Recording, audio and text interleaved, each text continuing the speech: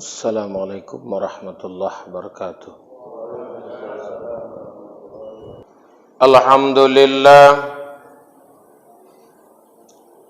Alhamdulillahilladzi hadana lihada wa ma kunna linahtadiya laula an hadanallah.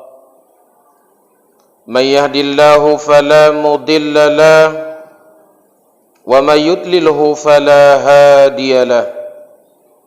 Asyhadu an la ilaha illallah wahdahu la syarika lah wa asyhadu anna Muhammadan abduhu wa rasuluh.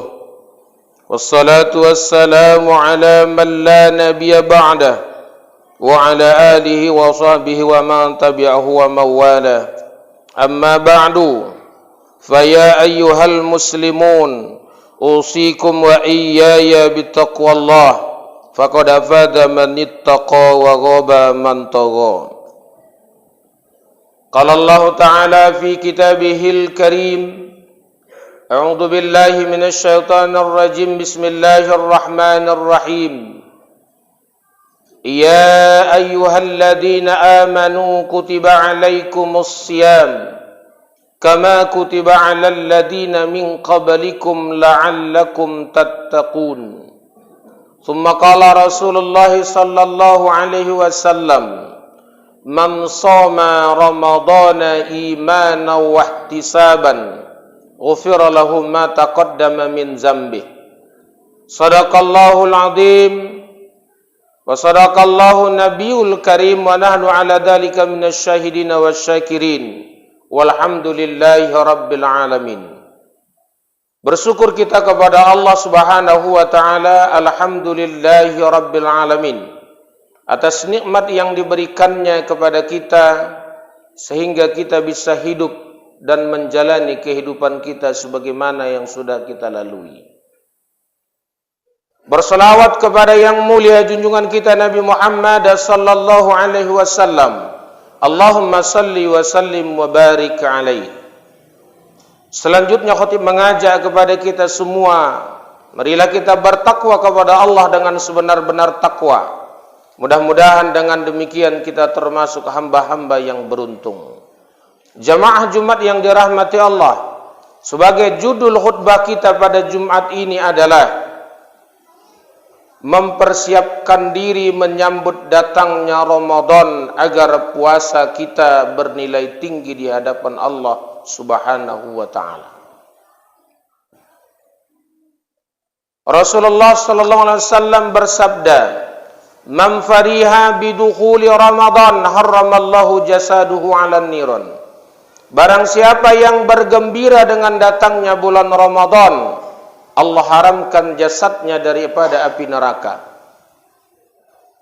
Begitu luar biasanya bulan Ramadan. Orang yang bergembira, orang yang senang, orang yang suka dengan akan datangnya bulan Ramadan, Allah sudah beri satu reward yang luar biasa. Subhanallah. Jamaah Jumat yang dirahmati Allah Subhanahu wa ta'ala, beberapa hari lagi Ramadan yang mulia akan tiba. Saya yakin dan percaya kita semua adalah orang-orang yang termasuk bergembira dengan datangnya bulan Ramadan. Namun ada hal-hal yang perlu kita perhatikan. Bagaimana supaya ibadah puasa kita diterima oleh Allah Subhanahu wa ta'ala dan bernilai tinggi di hadapannya. Apa kata Nabi? Man shoma ramadhana imanan wa ihtisaban ghufira lahu ma taqaddama min dzambihi. Barang siapa yang berpuasa di bulan Ramadan dengan iman, wahtisaban, ikhlas, penuh perhitungan, maka diampunkan Allah dosanya di masa yang lampau. Bagaimana mempuasai Ramadan dengan iman?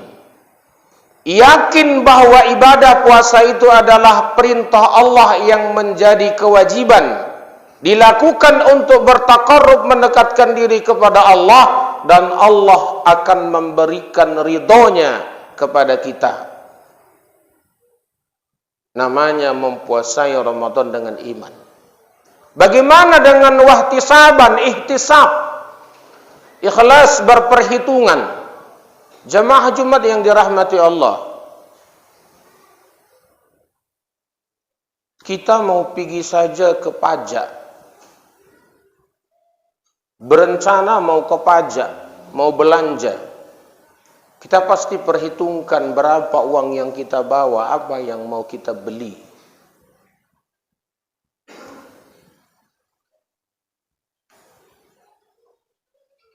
Padahal itu hanya urusan dunia saja. Bagaimana dengan ibadah Ramadan yang menjadi urusan dunia dan akhirat? Kenapa kita datangi Ramadan hanya dengan santai? Datang Ramadan, datanglah saya puasa. Masalah puasa itu bagus atau tidak, biar saja. Yang penting Allah tahukan saya puasa. Maka bisa kita lihat banyak kita yang sudah puasa sejak kecil. Karena ayah ibu kita adalah orang yang taat beribadah. Ada yang orang puasa sejak remaja karena ikut remaja masjid. Ada yang puasa sejak menikah karena dia menikah dengan seorang yang taat agama. Ada yang puasa sejak umur 25, 30, 35, 40 dan seterusnya. Bahkan ada yang puasa baru 2 tahun. Kenapa? Baru insaf. Pertanyaannya, sudahkah dia sampai kepada tujuan puasa itu? Ya ayyuhalladzina amanu kutiba alaikumussyam. Hai orang-orang yang beriman, diwajibkan atas kamu berpuasa. Kama kutiba alal ladzina min qablikum, sebagaimana diwajibkan atas orang-orang sebelum kamu, la'allakum tattaqun, agar kamu menjadi orang yang bertakwa. Sudahkah kita sampai kepada predikat takwa itu, kepada posisi makom takwa itu? Oh, tidak terjawab Ustadz, karena kita pun kurang faham. 3 hal yang tidak boleh tidak ada pada orang yang bertakwa. Pertama, rajin ibadah. Tidak ada orang bertakwa yang tidak rajin ibadah. Tidak ada orang bertakwa malas sholat, malas sedekah. Orang bertakwa itu rajin ibadah. Yang kedua, dia melaksanakan perintah Allah.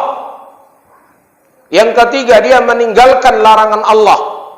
Kalau ini tidak ada pada seseorang, menjerit-jerit pun dia mengaku diri orang takwa, belum disebut orang takwa. Kita renungkan, sudahkah kita sampai ke sana? Sulit untuk dijawab juga. Kalau begitu, apa gerangan yang kita lakukan sebelum Ramadan datang?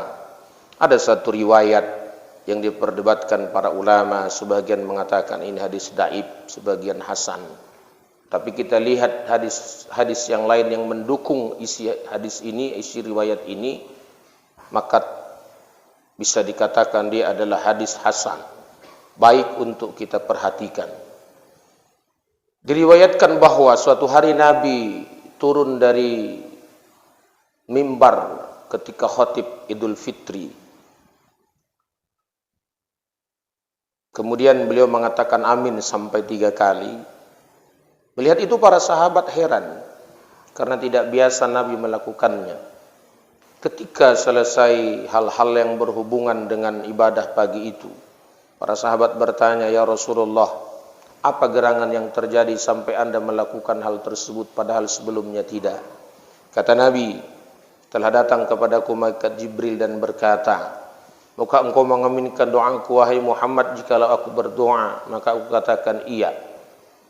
Maka dia pun berdoa, lalu aku melangkah. Apa doanya? Ya Rabb, jangan terima puasa seorang anak yang durhaka kepada orang tuanya. Ridallah fi ridal walidain wa suhtullah fi suhtil walidain.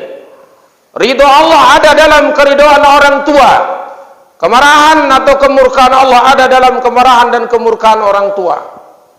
Maka pantas kalau puasa seorang anak yang durhaka tidak diterima oleh Allah. Sampai mana dikatakan seorang anak durhaka? Sudah dikatakan seorang anak itu durhaka, kata Ibnu Qayyim al-Jauziyah, apabila dia berdoa tapi ayah ibunya dia tidak doakan.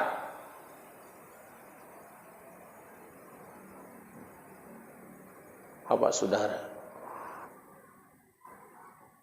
puasa akan datang. Datangi ayah ibu kita. Mintalah maaf kepada mereka. Minta ridhonya.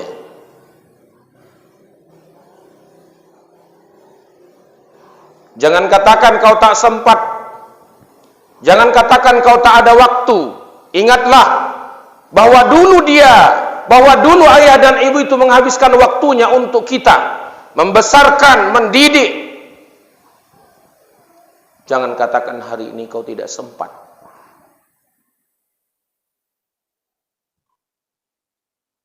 Apakah aku perlu minta maaf kepada ayah ibuku sedangkan aku yang membelanjai mereka, Ustaz? Saudaraku, seberapa tinggi pangkatmu, seberapa hebat kau, sebagaimana banyak hartamu, maka yakin dan pikirkanlah yang aku katakan hari ini, bahwa hebat dan tingginya pangkatmu hari ini tidak akan kau dapatkan tanpa dua orang yang hari ini sudah tua itu. Tanpa mereka yang hari ini mungkin sudah meninggal dunia itu. Siapa? Ayah dan ibumu. Maka jangan pernah kau katakan hari ini kau membelanjai mereka. Apa kata Nabi? Seandainya seorang anak menggendong ibunya dari Makkah sampai ke Yaman dan dari Yaman kembali ke Makkah, dia tidak akan bisa membalas kebaikan orang tuanya kepadanya walau hanya dengan darah ibunya menetes satu tetes ketika melahirkan. Bagaimana dia membesarkan kita? Maka datangilah saudaraku, mintakan ridhonya sebelum Ramadan. Semoga puasa kita diterima Allah. Ustaz, ayah ibuku sudah meninggal. Ziarahi kuburnya. Banyak kita lihat belakangan ini menjelang Ramadan orang ramai-ramai ke kubur. Ziarah.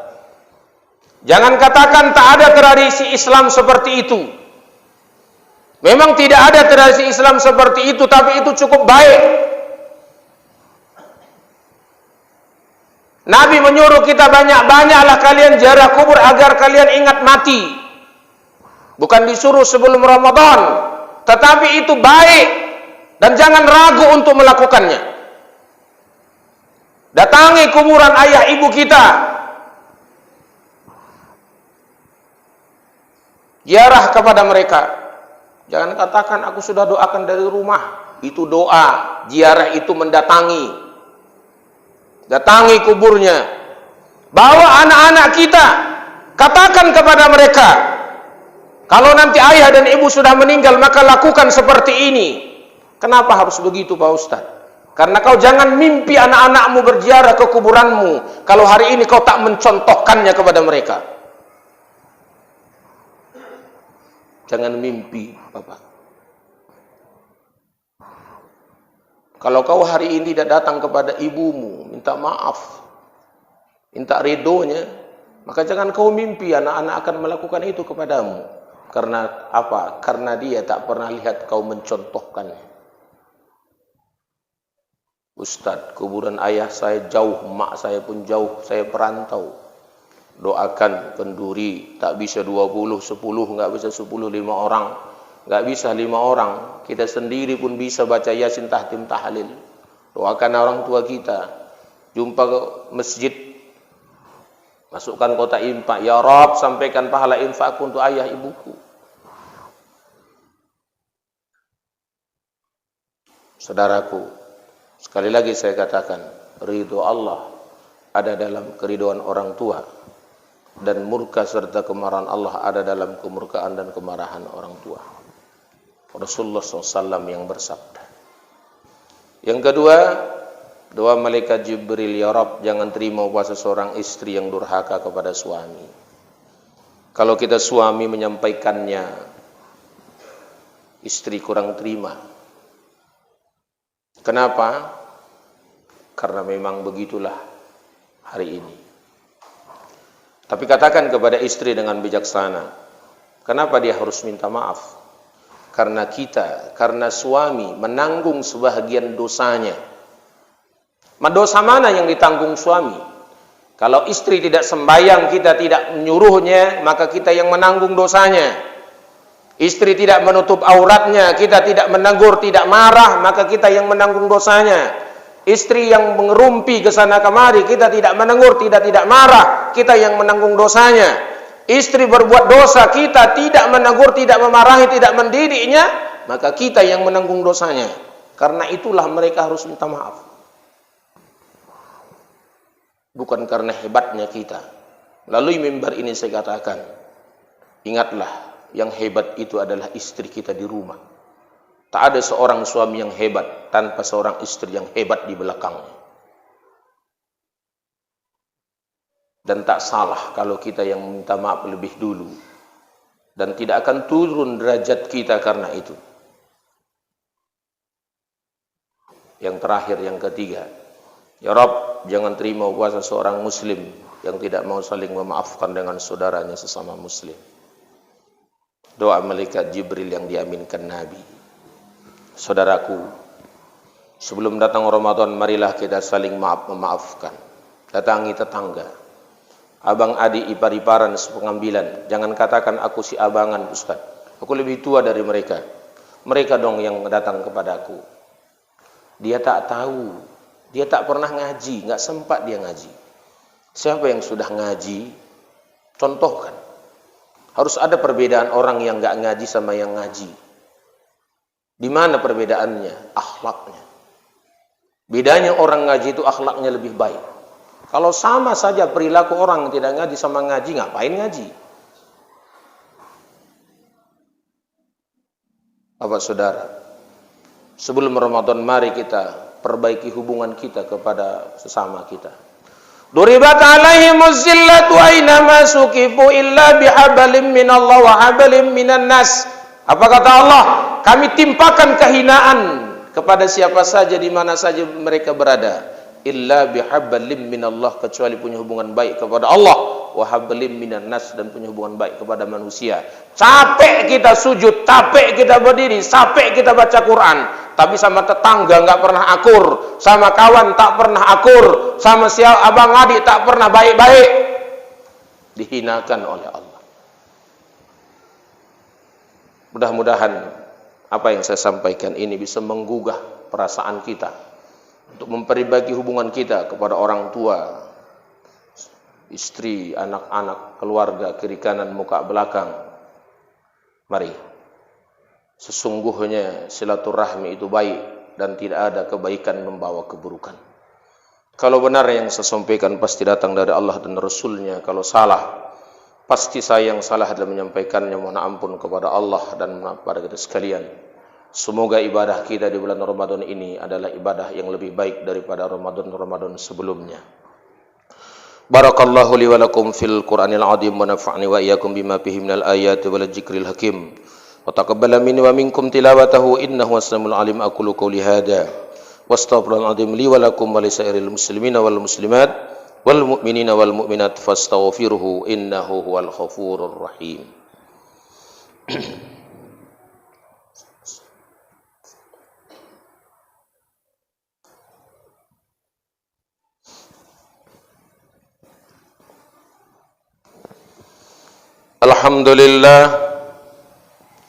Alhamdulillahilladzi ja'ala at-taqwa libasas salihin. Ahmaduhu subhanahu wa ta'ala hamdan 'abdin mu'tarifin bisidqil yakin. Asyhadu an la ilaha illallah wahdahu la syarika lah al-malikul haqqul mubin. Wa asyhadu anna sayyidana Muhammadan 'abduhu wa rasuluh sayyidul awwalin wal akhirin. Allahumma shalli wa sallim ala sayyidina Muhammad wa ala alihi wa sahbihi ajma'in. Amma ba'du. Faya ayuhan nasu taqullah haqqa tuqatih wa la tamutunna illa wa antum muslimun. Innallaha wa malaikatahu yusalluna 'alan nabiyyi ya ayyuhalladzina amanu sallu 'alaihi wa sallimu taslima. Allahumma salli ala Sayyidina Muhammad wa ala ali Sayyidina Muhammad kama sallaita ala Sayyidina Ibrahim wa ala ali Sayyidina Ibrahim wa barik ala Sayyidina Muhammad wa ala ali Sayyidina Muhammad kama barakta ala Sayyidina Ibrahim wa ala ali Sayyidina Ibrahim fil alamin innaka Hamidum Majid. Wa Allahumma ashabihi Abi Bakar wa Umar wa Utsman wa Ali wa nasari ashabi nabika ajma'in wa anit tabi'in wa man tabi'ahum bi ihsanin ila yaumiddin. Allahumma ighfir lil mu'minina wal mu'minat wal muslimina wal muslimat al ahya'i minhum wal amwat innaka qaribun mujibud da'wat wa ya qadiyal hajat. Allahumma ahyina bil iman wa amitna bil iman wa adkhilna al jannata ya Allah ma'al iman. Allahumma barik lana fi Sa'ban wa ballighna Ramadan. Rabbana atina fid dunya hasanah wa fil akhirati hasanah wa qina adzaban nar. Walhamdulillahi rabbil alamin. Ibadallah, innallaha ya'muru bil adli wal ihsan wa ita'i dzil qurba wa yanha 'anil fahsya'i wal munkar wal baghi ya'idukum la'allakum tadhakkarun. Washkuru 'ala ni'amihi yajidukum was'alu min fadlihi yutikum wa yahdikum wa la dzikrallahi akbar. Aqimis shalah.